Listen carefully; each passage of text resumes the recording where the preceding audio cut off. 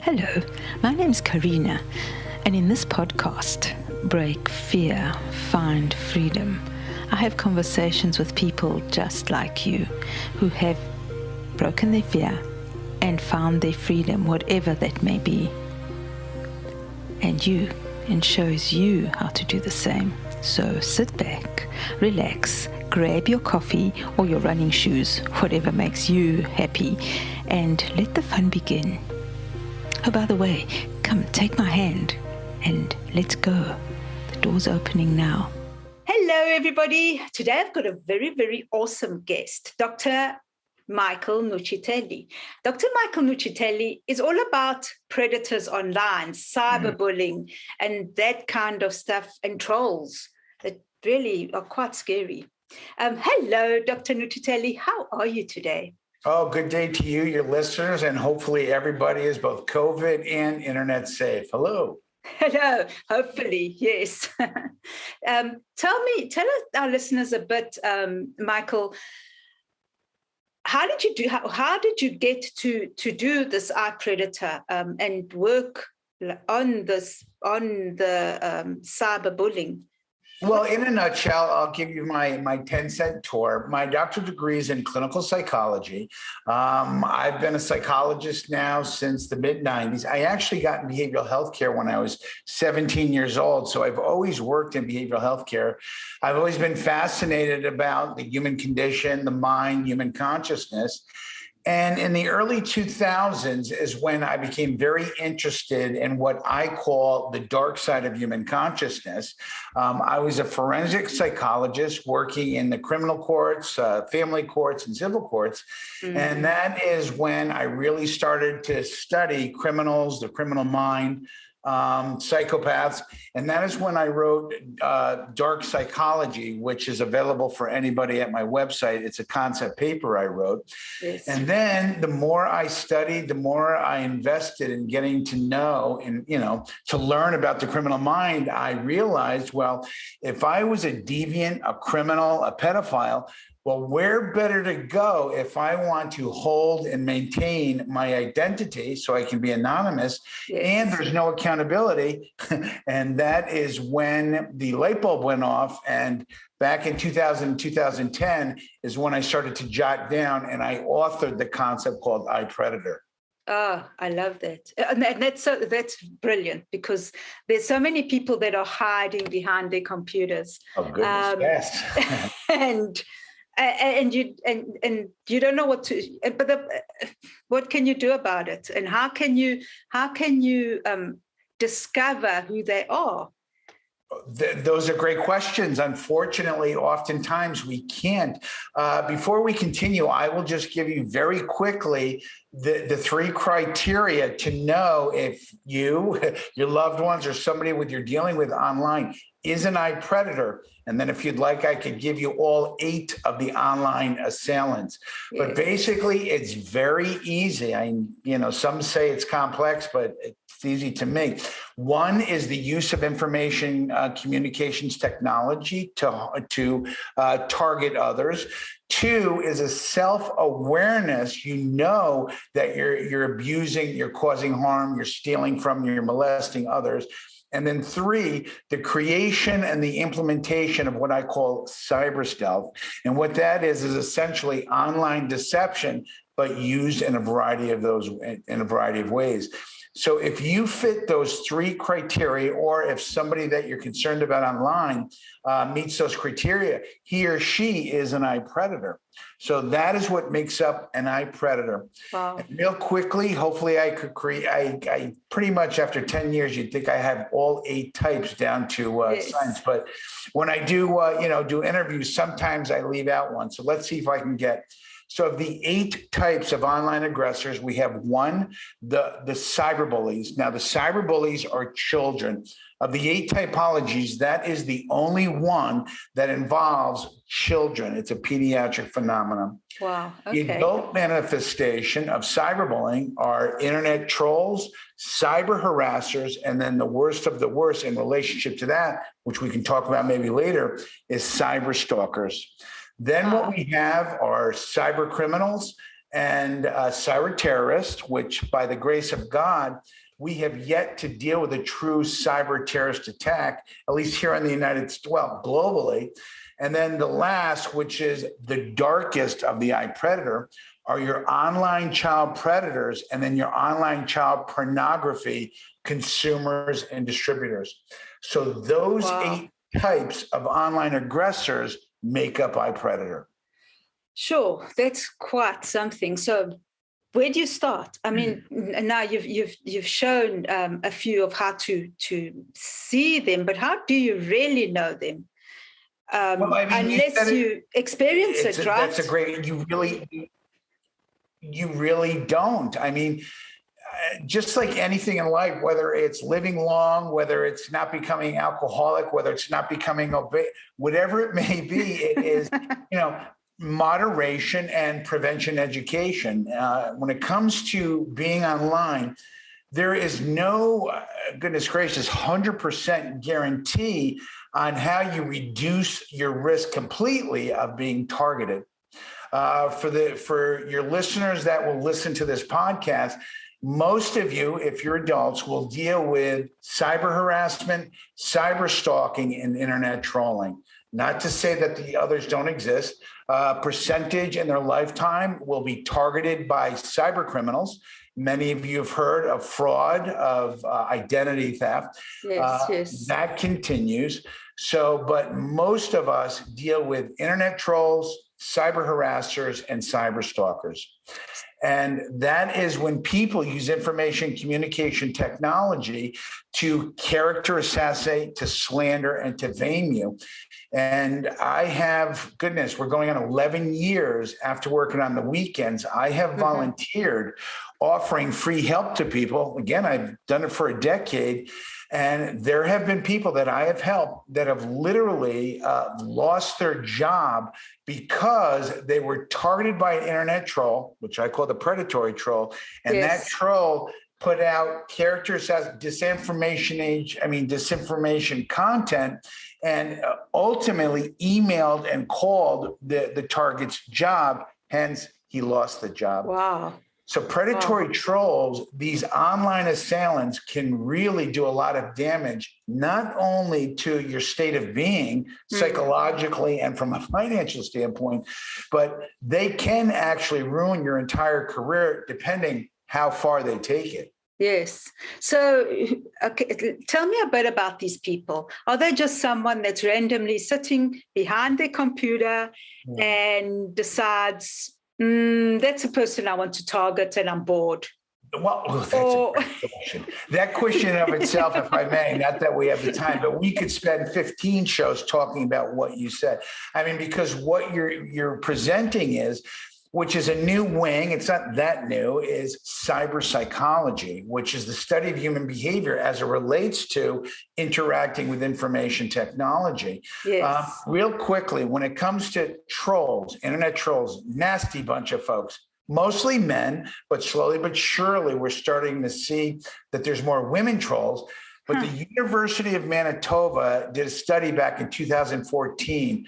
Wonderful study, because it justifies just how nasty they can be.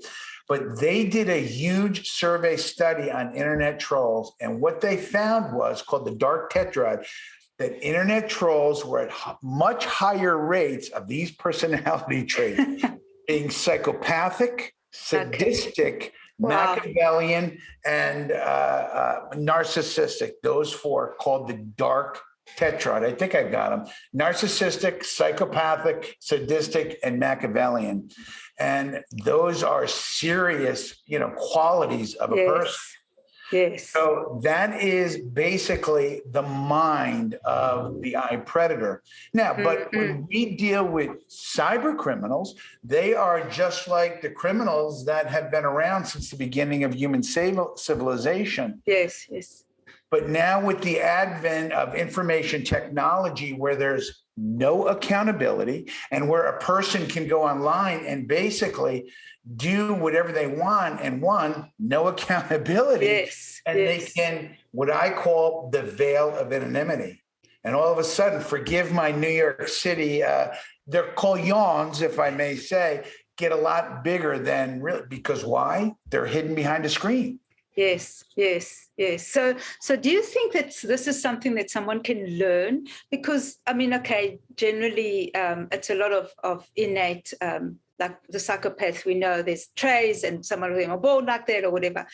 But is it possible that people can actually just learn these traits?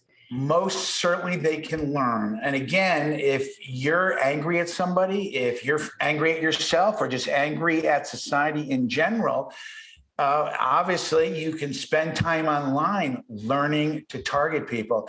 But see, a lot of folks, I get this question, is about kind of like what you said, and 90% of eye predators are not information technology savvy. They're not tech savvy. Now, there's a percentage of cyber criminals that are excellent at coding, at hacking, at going into and gutting out your computers and your devices. But eye predator, that is just a sliver of the totality of when we're looking at online abuse, molestation, and exploitation of other online users. The cyber criminal is just a small piece of it. Okay, so now what I'm seeing is when you're speaking, I'm thinking about that big boy on the school ground that's bullying the little boy or the intellectual boy or the one with the glasses or whatever. And that's what he's doing. And the only way that anyone can, and he's probably crying as well, this bully, right? Because he's got his own stuff to deal with. Well, so he's taking it out on everybody else. Is that the same kind of? Well, if I may, we'll start off with this. I'm in my mid-50s. When I was a child, I was bullied, okay? From 12 to like 14 before, well, actually 15 is when I started to get up to 6 feet. But so I was bullied. But when I was bullied, at the end of getting punched, taunted and teased, guess what? I got to leave the ball field, the school, the park, and I was able to go home to be with my family, my friends, and my community. Yes. There was sanctuary and there was an escape. Yes. For today's children, the cyberbullied child, not always, but most of the time, they are physically bullied offline, and then what happens? They come home and then they are cyberbullied and they are targeted online. Yes. So for today's children of the information age, there's no escape. There's no sanctuary. And not only is there no escape, and you have to think about this, they are still targeted during the summer months when they're off from school, on holidays, on sick days, on snow days. They literally can be targeted 24/7, 365. And this is why we have this phenomena called cyberbullycide, which is when a child takes his or her life, commits suicide because of the way they've been taunted and teased online. Sure. So what do you do? How do you teach the victims to stand up for themselves and say, enough? Because if you're bullied, we'll go back to the real life school bully, because the people can relate to that. So you have the bully, he's big, he's strong, and he usually picks on smaller people. But what happens when you grow up and you turn around and you say enough, and you beat him, or you walk away, or you just stand up? He usually walks away he runs away, right? Usually that's what happens. We're talking about, but there really is, again, we're at the beginning of a period of history. The information age, apparently, what they say roughly began around the late 70s, okay? Yes. So we're in a period of history that will likely last for centuries. Yes. The last period of history was the industrial age. But we're at the beginning of something very new. So we really don't have research and outcome data on what happens to the cyberbullied child or the cyberbully. We have a little bit of research on the bullying, But in my own research, if I may say, is that I have studied, being a forensic psychologist, studying mass murderers, going back from the Columbine and Jared Loughner, the Arizona shooter. Oh, wow. Yes. Adam Lanza in terms of the Connecticut mass shooting. And all of them in some way, shaping, even Anders Breivik. I don't know if your listeners are familiar with him. Boy, that's a show in and of itself. The Norwegian mass murder, all of them reported being bullied at some time when they were young. So we can certainly conclude that being bullied, being targeted, not for all of us, because I certainly didn't turn into a mass murderer, but for some actually turn. And what happens is they take it out on the community. Yes. There's also some research that seems to suggest that those who are bullied grow up and they can be somewhat abusive in relationship to their colleagues at work and with their family. But that research is kind of sketchy. But the thing that we have to take a look at, again, and I say this all the time, today's children of the information age, they have no escape. They have no way of getting away from constantly being targeted. And just like with offline bullying and the way it's always been, just like when I was bullied, the child who's targeted doesn't go to the parent, doesn't go to an adult, does not go to a teacher. Why? Because one, if it's found out that they're the one, they will be seen as a snitch, which is uncool. And it can also increase their probability of being targeted even more. Yes. So in relationship to cyberbullying, we have essentially three aspects, like a triad. We have the cyberbully, we have the cyberbullied, and then we have what's called the bystander. And what I believe 100% of all children of the information age are one of those three, okay? The vast majority is the bystander. I believe because of social media and information technology, 100% of today's children, because they spend so much time online, they either are the aggressor, are the victim, or they know what's going on. And what we need to do, both from a family standpoint and educational standpoint, we need to start to focus on is what's called the upstander. Now, the upstander is a small percentage of the bystander population of children that does what? He or she actually stands up and tells somebody, tells an adult, tells a teacher, confronts the bully, okay? And then may even befriend the victim, called the upstander. And why do we want to encourage that? Well, because those children who are upstanders, they have an incredible sense of responsibility to both, their community, to themselves, and not that there is any major psychological studies, but I guarantee if you do research on upstanders, these are children, you'll find out developmentally they're mature and their self-esteems are at much higher rates than the rest of children. Okay, so how do you instill, or how do you teach children to become upstanders? Well, and again, that's well, no, these are great questions that you ask. I wish there was a smoking gun answer, but unfortunately, it has to start early. Here in the United States, I believe, again, I talk about it every radio show, it needs to be a compulsory educational requirement.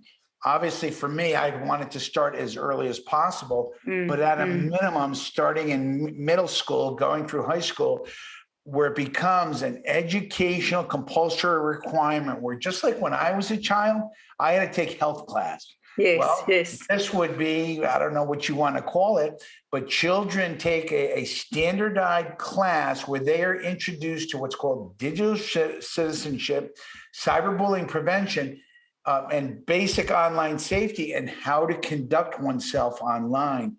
So the answer to your question is education, but we need to start it as early as possible.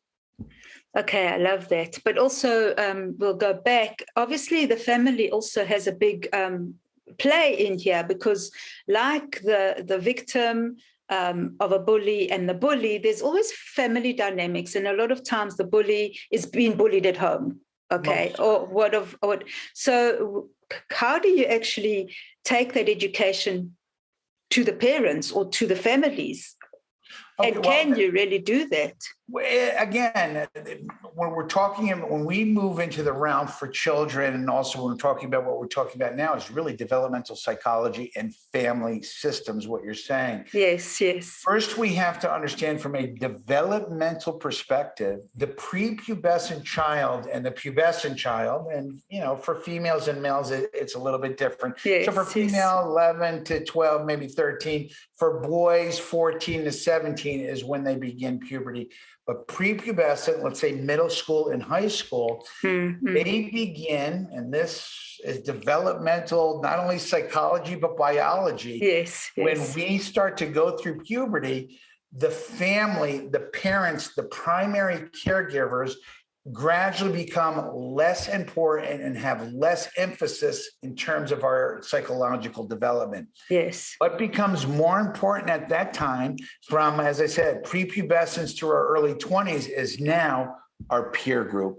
Yes. And as Alfred Adler talked about, Adler, who I love, who said it's from the beginning we're born to the moment we die. It's all about being recognized, being part of a social group.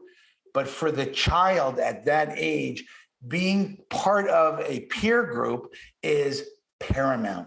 Because they're individuating from the family. Now, instead of individualizing to themselves, which occurs in early adulthood, their new proverbial family is their peer group. So that is the first thing that needs to be understood by parents, is that when they sit down and they think they're going to have a heart-to-heart with their child, that is they're more likely to win lotto or get struck by lightning. Yes, it's true. There have been many parents that I've helped, God bless them, where they have said to me that my child would never bully somebody, would never cyberbully. My child would come to tell me everything. And unfortunately, not that I turn off, but that tells me right then and there, I hate to say this, they're clueless. Yes. Because no prepubescent, no tween or no teen is going to go to their parent and tell them really what's going on. They'll give bits and pieces, but it's going to be somewhat tempered. Why? Because they no longer look at the parent, the primary caregiver, as the person, that they go to. Yes. Okay, so what you'd probably need then is like a community. So somewhere where these people can go, where it's safe, where they'd have peers, but peers that maybe are like the people the children you were talking about, who actually stand up for themselves because they are maybe a bit more emotionally intelligent than the younger ones. So could you perhaps have teenage mentors that support these victims? I'm just talking like I'm not sure. No, please. No, that's actually one of my, and please, I have many ideas that I've never actually written, but I call it the Audrey Project. By the grace of God, I was blessed. We're going years ago, where I had a Great Dane. God, I loved her. She was huge. Oh, beautiful. Her name was Audrey. She was a fawn Dane. I loved her. And then, at that time I had a small Papillon. Her name was Olivia. So you had this huge Great Dane and this tiny Papillon. So my idea is what I call the Audrey Project, where in high schools, the seniors, would take in incoming freshmen or sophomores, depending on, some schools go freshman to senior, some go sophomore to senior, where the seniors would take under their wing the child who's coming in and, essentially teach them and talk to them about responsible online interactions. And the benefit that would be, we would make it so it's something that they could put in their resumes when applying for jobs or when Yes. for applying to admissions to colleges, because essentially what they're doing is they would be mentoring and they would be modeling proper behavior. So I always call it the Yes. Audrey Project. So that is one idea that I have in terms of beginning education. And there's plenty of others. We essentially have to make, and again, this is a foolish pipe dream that I have, where celebrities, public figures, authorities from the community, anyone that musicians that the children think are cool, they Yes. have to make it to where bullying, being aggressive, taking advantage of others is uncool. Yes. Because for children, when they get to this age, that's what it's all about. It's all about my physical appearance, how I appear to others. Yes. So if we're able to somehow, I'm still, I've got all these ideas, but if we could change that, we would definitely see a decrease in bullying and cyberbullying. And obviously also decrease, because you hear of these children that are young that commit suicide as well. Surely there must be a way this kind of thing would prevent that, because that is one of the saddest things of all. What's really sad, unfortunately, and it's 2020, 21, and your listeners, I'm sure, have different religious, different ideological beliefs. I am open to and pro LGBT. I have had, some of my best friends are gay. Yes. So for me, it's understanding, like with the LGBT community, they are targeted, and so. It's just amazing how bad they're targeted. Mm-hmm. So we need to, one, understand that the LGBT, other minority groups, those that are considered minority, depending on the community, those that are considered ostracized groups, we have to recognize those, and we begin to have to say in that community, this particular subset of children, of adults, are at much higher rates of getting targeted. Yes. That's how we begin. I don't know. I've had people say to me, well, Dr. Mike, what do you want us to do? Turn off the internet? And my response is, no, I love the internet. I spend my entire life on the internet these days through work and my research and watching documentaries and stuff like that. Yes.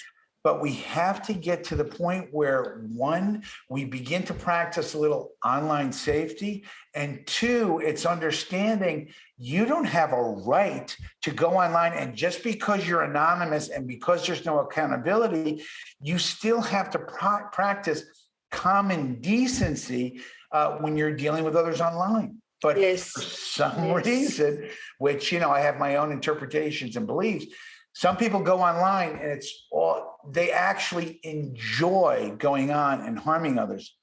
Now, remember what we said earlier about the University of Manitoba with internet trolls? Well, that is one of the dark tetrad, is to be sadistic. Now, most people think sadistic is sexual, which it's not. So to be sadistic is nothing more than enjoying the harm you cause others. And there are plenty of internet trolls, plenty of cyber stalkers, and online users who enjoy the harm and the pain that they're causing others online. Why?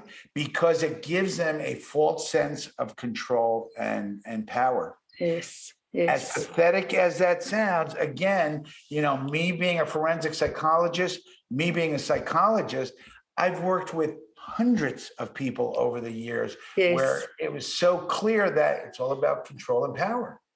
Yes. So it's still basic. It's just from usual ordinary people in inverted commas, right? They've just gone from doing it physically to doing it online, and how many of them actually then become and take what they're doing online and take it into the physical world and actually become physically harmful as well? I mean, you don't. We don't know. I mean, but that is a great point. So what you're saying, if we go under your, is that if I learn to target others, online, do I then take it offline? I think it's possible. Again, I don't want to, I am a psychologist, so I don't want to be an armchair psychologist. I would assume that that's just basic common sense, but we don't have any research that shows that, but I would think it'd be so. That's a great point that you bring up, by the way. I mean, it's very important is, my offline world obviously depend. Oh, this is another thing I wanted to present for your listeners. I've been asked this question. The vast majority of predators, of your cyber stalkers, your online, they don't have psychiatric illness. They're not mentally ill, and they're not some decrepit guy walking down the street that you can see a mile away. The vast majority of predators are you, me, our next door neighbor, our work associate, our brother, and our sister. Most cyber stalking, which is the use of information technology to target somebody by making direct or indirect threats of physical harm, the vast majority of cyber stalkers, we know them. They are our ex-wives, ex-husbands, ex-work associates, disgruntled customers.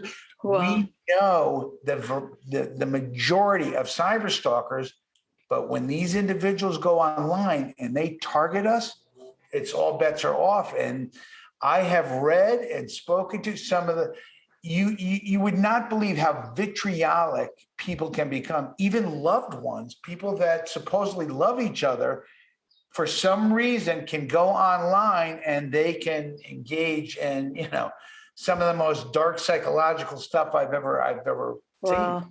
Wow, it's quite interesting. Again, it's it's being able to hide behind the computer, and because you don't need courage to do this, really. You can hide. You can hide and do and be whatever you think is, and treat people the way you want to, because no one will know, right? But see, when you say that again, that question right there, I say to you, if you don't mind, why? Yes. I believe as part of dark psychology, part of what, that concept, I believe, which many believe, we all have that aspect. Yes. We all have within us this realm, this reservoir of, what I say of dark psychology. I call it the dark singular, this aspect where, and for many, it's a prime example of the dark psychology for all of us, is that as we walk through life, all of us at one time have had violent thoughts, have had fantasy of wanting to hurt somebody, of wanting to do ill against somebody. But the vast majority, it stays in fantasy. It doesn't, turn into an actual behavior. So we all have that. But I guess my question would be is then why? Because it's more than the veil of anonymity, okay? Why is it for some reason that we're seeing people engage, they get online and do horrific stuff? I mean, this is what I'm trying to learn and understand. And hopefully I live long enough, hopefully I'm around another 30 to 40 years, because I still don't know. I have ideas, but I really don't feel comfortable saying, well, this is what this is, but something is going on. Yes. Now, you mentioned about what I've noticed is about people don't know basic courtesy, right?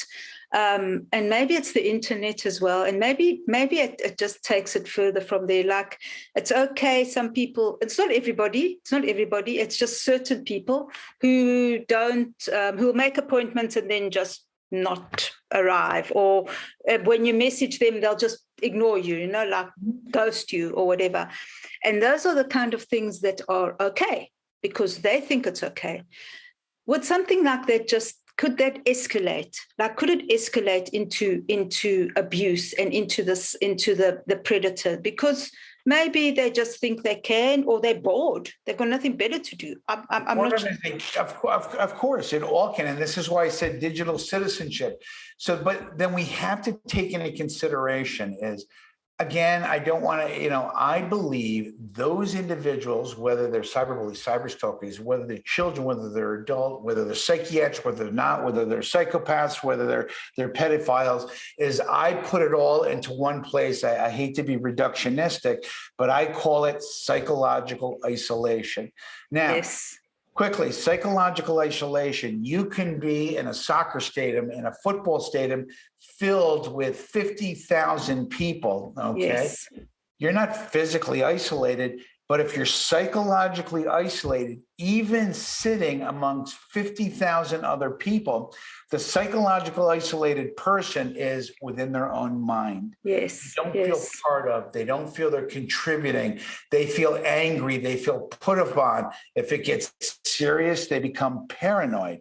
Okay. Yes. So I Yes. believe that the psychologically isolated, if I'm a child, it's how my parents and my primary caregivers, or that one girl called me fat and refused to go to the prom with me. Yes. It gradually, the more a person becomes what I believe psychologically isolated, their probability of becoming psychiatric and psychopathology goes up. Their probability of engaging in abusive and criminal behavior goes up. And then obviously their probability of going online and engaging in online aggression and deception towards others increases. So all of that, to me, I believe, is related to what I call psychological isolation. So now I have to ask this question, right? Because we're going through COVID, and we've been through COVID and all this isolation, and so many people are stuck at home and isolated, because a lot of people are at home and they can't be with family. It would be interesting to see if the cyberbullying has increased because of that. I've heard reports so far. Again, there's no hard research because here in the United States, we're still dealing with COVID. Yes, yes. I mean, obviously with the COVID vaccinations, it's slowly but surely, but we really won't know for 5 to 7 years down the road when they do this research.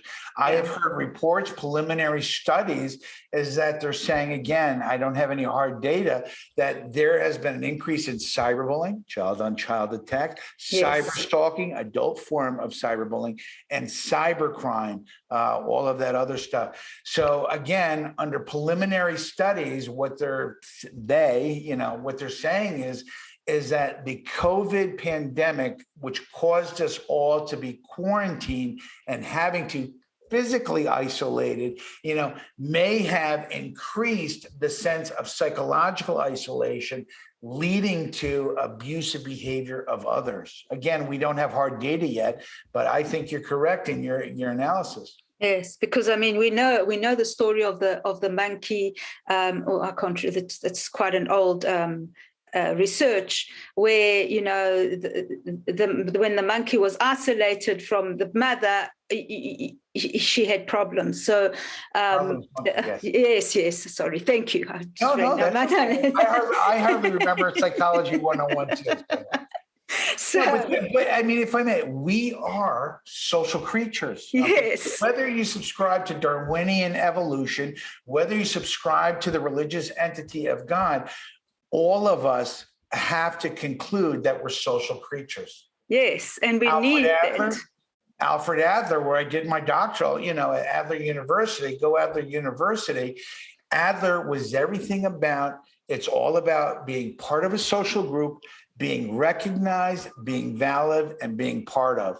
And what he said is that when we don't experience that sense of being part of something, we go down what's called the useless side of life, and we will do anything to be recognized, even if it means engaging in abusive behavior. So I, again, being a student of Adler, I definitely subscribe to this, that we're social pack animals. Yes. And knowing that, it comes back to So when I say being charitable, digital citizens, being respectful to others, I'm thinking of that from a social group herd mentality. So whether we're humans, the supposed apex, creatures, or if we're a pack of lions or a pack of wildebeest, is that there are mechanisms, there are behaviors at play that enable a group to not only survive, but to thrive. Yes. And that's what we need to do. But again, for some reason, when we go online, there seems to be a change in this. Okay, so what do we do? Would we do something like, that's probably why there's an increase online of communities growing. There's different communities. There's this community and that community, and people are going into the communities. But a lot of times that doesn't help because you still have the trolls within the communities. Maybe do we go out and say, you know what, it's not a thing about me. It's not me and you, it's us. So can we learn that? Because it's like, oh, that person's not right because they are LGBTQ, they aren't like me because, or he's Hispanic, I'm white, or he's black. Let's get over that and say, okay, it's time to just say it's us, we people. Let's get on with it and stop judging. And how do you do that? If I could answer that question, I would be a billionaire. And Elon Musk, unfortunately, there is no part of the human condition is, again, going back to, as I said, with Adler, we will do anything to be accepted. Now, part of doing anything to be accepted, to be seen as cool, to be part of a group is, I'll abuse you. I will be a racist. I will take a certain population, a segment, and I will become derogatory. I will character assassinate them. Why? Again, whether you say power control, it makes me feel good about myself. Because then I can tell the other racists, the other misogynists, the other anti-Semites, I can tell them, oh, I did this, I did that. And then I get the proverbial pat on the back. Hence, that makes me feel better about myself. But right now, unfortunately, cyberspace is not the place to learn about, being, kind, of being charitable, of being responsible. Most importantly for your listeners today is understanding that when you go online, and many of your listeners are spending a lot of time online and in social media, unless the information that you are seeing, 100% is true, has been certified, is don't believe it. And then second, never personally don't allow what other online users say, post, or do about you. Don't take it personally, because there are many, many people online who, as I said, they get the incredible ego stroke, which is ridiculous and pathetic because of them targeting and making fun of you. If I can make fun of you and I can get a rise of you, well, I feel better about myself. Right. Isn't that sad? My goodness, it's sad. Again, that's part of dark psychology, and the dark side of human consciousness is that people would actually steep to that level. But as you know, that has been around since the beginning of human civilization. That's not going away for another eon or two. But certainly online with social media, the veil of anonymity and these other mechanisms, which I still don't understand, is allowing people to just, I had to always say, act like fools. I'll say it that way. Yes. And then you have people that can actually benefit other people, like, they're going out and they're serving other people with whatever, posts that are love-filled and actually educate, and they're afraid. So they're afraid to post. Well, that, if I may, that is an online safety recommendation that I always give out. One way to reduce your probability of a troll, a cyber criminal, or a cyber harasser being able to successfully character assassinate you, and I hate to say this because I don't like endorsing social media or the internet, but it's the truth, is creating an online presence. And the way to create an online presence, whatever whatever you love to do. For instance, I always say that, I don't know why, because I love extra sharp cheddar cheese, but let's say you love cheese. Okay? Yes, yes. And you've made cheese, and your family and your community said, boy, Dr. Mike, you make a hell of a monster cheese, whatever. You create a blog, you talk about it, you post on it, and you create an online presence where it becomes Dr. Mike's cheddar cheese. Okay. Yes. So that with time, it certainly doesn't happen overnight. It takes a couple of years, but eventually all that content that you're putting into cyberspace, which is attached to your name, your community, whatever, begins to populate search results. So that now, if that internet troll, that cyber harasser, that predatory troll now wants to publish information online, wants to buy your name as a domain, that's happened to me, and they put it online, it's not going to show up on the first page of Google or search engine search results, because now, if it doesn't get a lot of hits, it's not going to pass Dr. Mike's cheese love. Yes.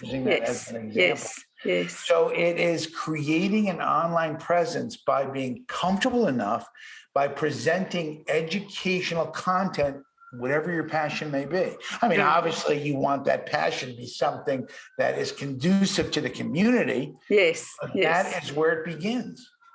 Okay. I love that, because like I said, it's a lot of people, they're afraid to post because they're afraid of the trolls, they're afraid of the stalkers. So, our mind is so powerful. We create all these pictures in our head and then just sit in a corner and say, I'm not posting, I'm not publishing, that's it. So that's beautiful, because only by doing can you gain the confidence and can you get to the next level, right? Right. So that being said, though, so if you don't have a passion, which everybody's got a passion, for me, it happens to be extra sharp cheddar cheese. I don't know. but for everybody, they've got something. And I'm not saying it is necessary that you have to do this. But for those of us, which is all of us living in the information age, if you are looking to, climb the corporate ladder, whether it be your job, your career, you're looking to get into graduate school, whatever it may be, is that you have to create an online presence. But if you're an individual, and there are many that, they're dwindling, that are anti-social media, anti-internet, then you don't have to do that. But if you're looking to succeed, climb the ladder, to be respected, to be known in your community because you make a hell of a cheddar cheese, you have to create an online presence, and you have to educate others in order to communicate an idea, to communicate your passion about something. But doing that, most importantly, it reduces your probability of getting targeted. Okay, I love that. And with that, then you start educating, and hopefully people start realizing that, they don't have to bully someone to make themselves feel better. They can actually start researching cheddar cheese and getting out of that and becoming a better person. Yes. Oh, and one other thing, and again, I won't go into my trolling. You can read about it, but I was heavily trolled. We won't talk about it. But one troll, he's now dead. He passed away. God rest his soul. I'm saying that. He had purchased Nuccitelli.net. And this is before I realized, oh my God, he purchased my name. He created an entire website of Michael Nuccitelli. He called my ex-wife's and tried to record without his consent her husband. He then began to publish content on the website, michaelnuccitelli.net. I own the domain now. This is several years ago. Putting out content through social media saying that Dr. Nuccitelli supports sexual exploitation of children. Whoa, common thing. That's insane. Right. So essentially, now, when I had found out, obviously it didn't take long, and I went to the hosting company about, this can't be allowed. I was directed that not only would the hosting company not shut the website down, I was told I needed a subpoena.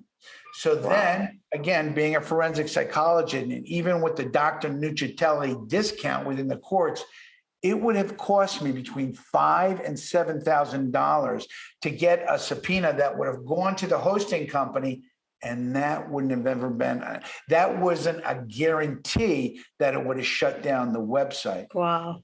Why? Because here in the United States and in most industrialized nations, here, the First Amendment, freedom of speech. Yes, yes. Presently, there is no such thing as what's called criminal defamation.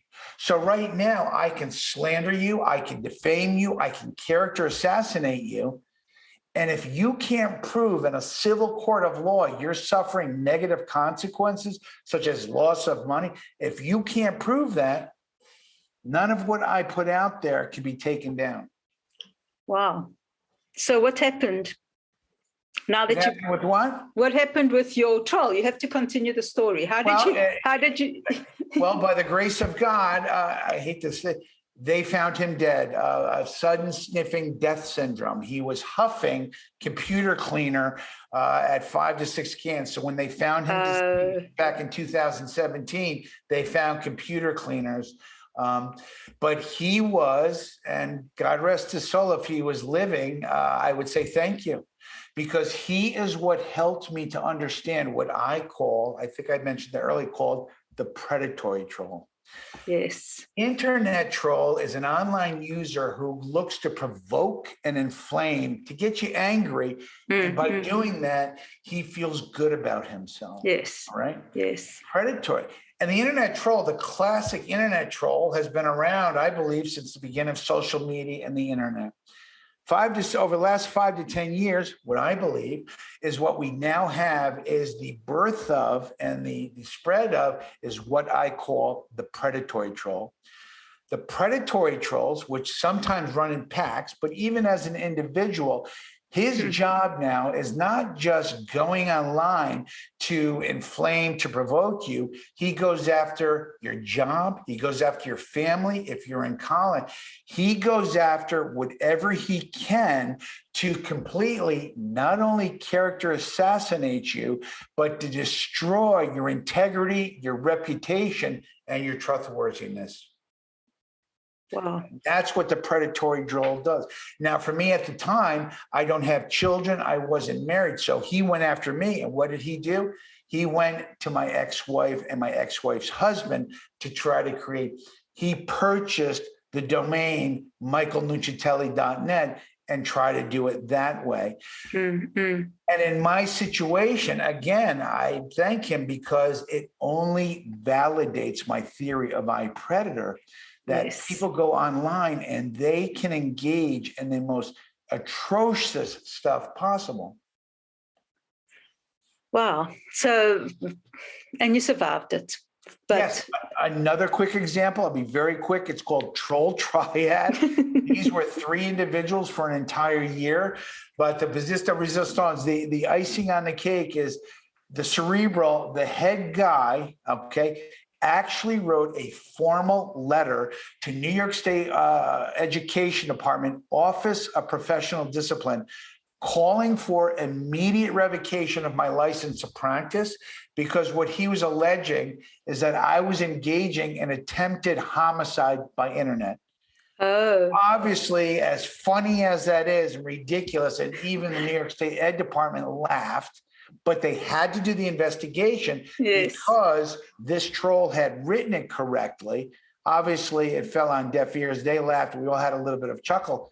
But imagine if that he was somewhat successful. I could have lost my license, which means I would have lost my capacity to practice.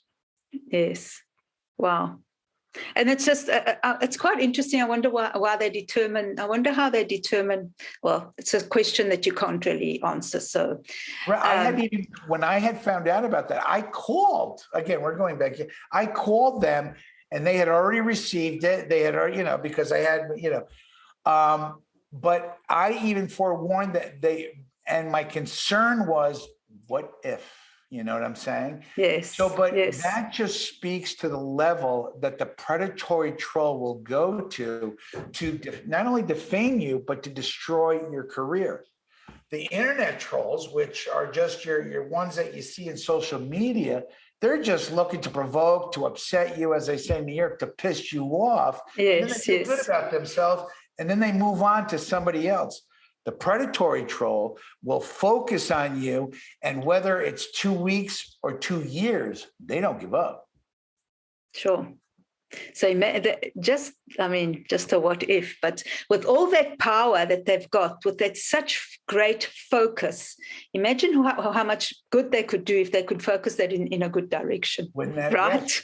Yes, of course, that would be great. But unfortunately, if I subscribe to my own concept called dark psychology, that's not going to happen for some of these people. Yeah. Whether you subscribe to the notion of the psychopath, which I study a lot on my website, a lot of people love to download my online psychopathy checklist.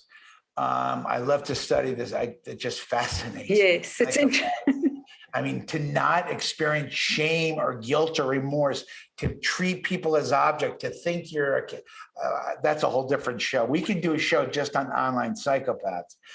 I know, right? Take into consideration, what I am so fascinated is, and I think I was actually talking about it today. I'll use her name because her name is Nudge. She's in the medication room. She's a wonderful lady.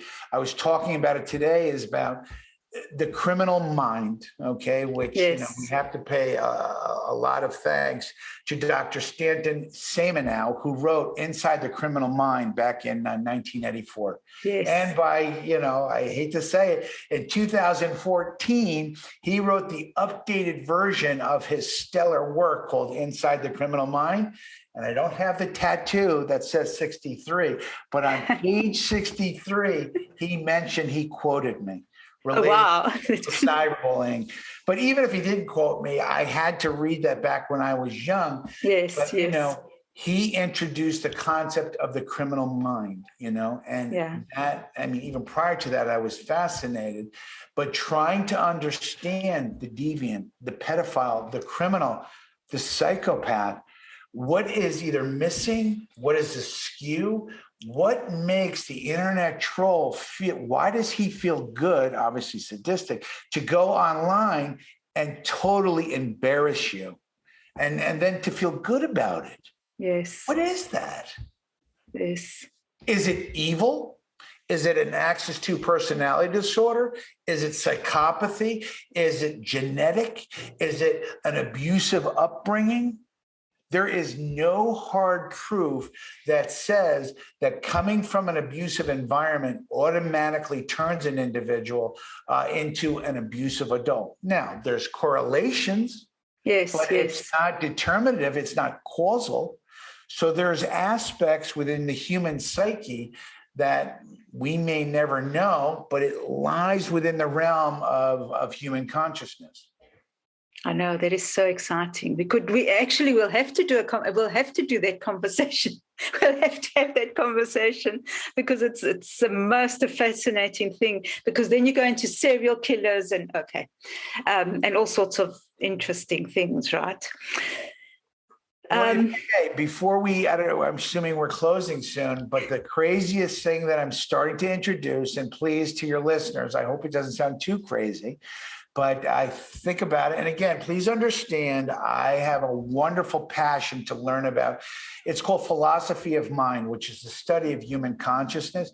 I am fascinated. Oh, I love that. About human consciousness. Well, I think, therefore, Descartes. I believe, it's in one sentence, is I believe, and it's not happened yet, but it's happening. Cyberspace is an extension of human consciousness. And what that means to me, I believe, obviously it's not happening yet because we're only at the beginning of this period of history. Yes. We're already starting to see children and even many adults through internet addiction, particularly with children, that we do know developmentally, and developmental child psychology, and Piaget has proven this, is that through the tween, the teen, prepubescent is during self-identity development, where that is the period where they grow into what adults. They individuate, as I said earlier, from the family, and then they move into their group, and then eventually we move into who we are. Yes, okay? yes. So yes. what I believe for children, and we're starting to see it, is their self-identity, identity formation for children of the information age is heavily impacted and influenced by their online relationship and what they're doing online.